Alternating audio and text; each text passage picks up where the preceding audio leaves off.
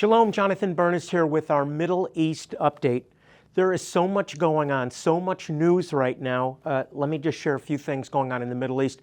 First of all, today, May 14th, according to the Western calendar, is the 77th anniversary of Israel's independence. Israel's declaration and the State of Israel was formed 77 years ago when David Ben-Gurion signed the declaration of the modern State of Israel, and 11 minutes later, our President Truman, called Israel and said, "We recognize you. The United States recognizes you as a sovereign nation." 77 years ago, Bible history, prophecy was fulfilled, and today Israel is not only surviving, Israel is flourishing. Why?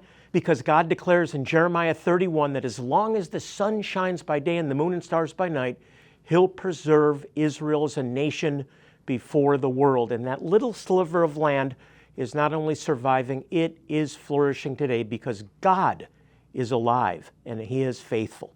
Other big news coming out of the Middle East, our President Donald Trump is on a whirlwind tour of the Arab states in the Middle East. He was in Saudi Arabia yesterday, in Qatar, in the UAE today, and he is making history.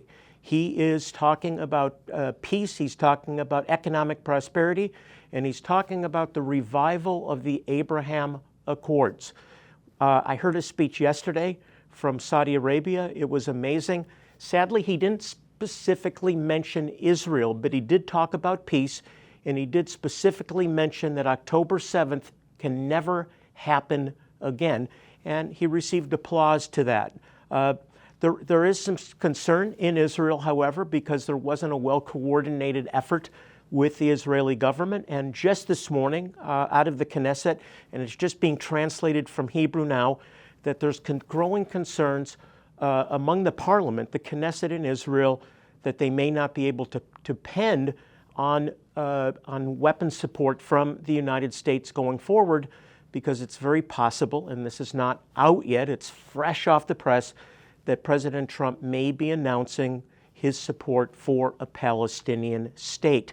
This, again, is not verified, but that's the scuttlebutt, that's the discussion coming out of Israel now.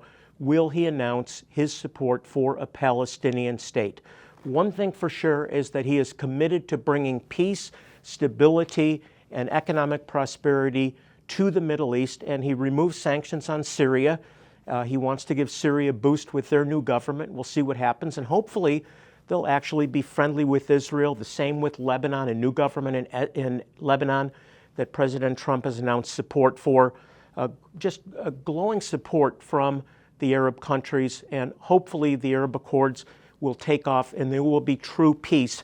The one enemy that President Trump continues to mention is Iran, and he has declared that they will not achieve nuclear capability. They will not successfully develop a nuclear weapon, and he's making it clear that the United States will keep that from happening, and he's trying to gain the support of the Arab world to stop Iran from their aggression. And there seems to be tremendous unity on that front. So we'll keep you posted. A lot going on over there as President Trump drums up so much commitment to a peaceful Middle East, a Middle East in this season growing in economic prosperity, and hopefully Israel will be part of that mix, and there will be true peace in the Middle East, at least in the foreseeable future. We'll keep you updated.